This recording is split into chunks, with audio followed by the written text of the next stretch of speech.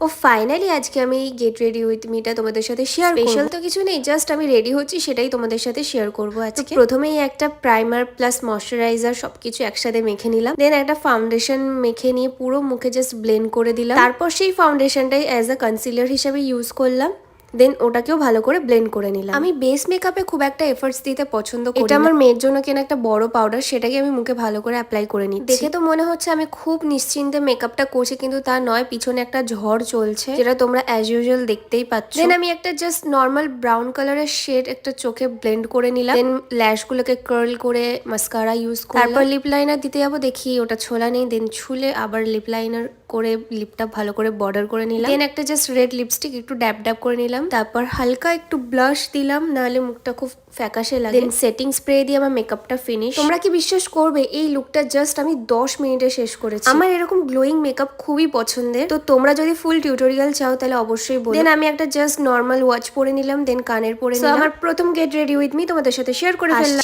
নতুন ভিডিও নিয়ে, ততক্ষণের জন্য বাই।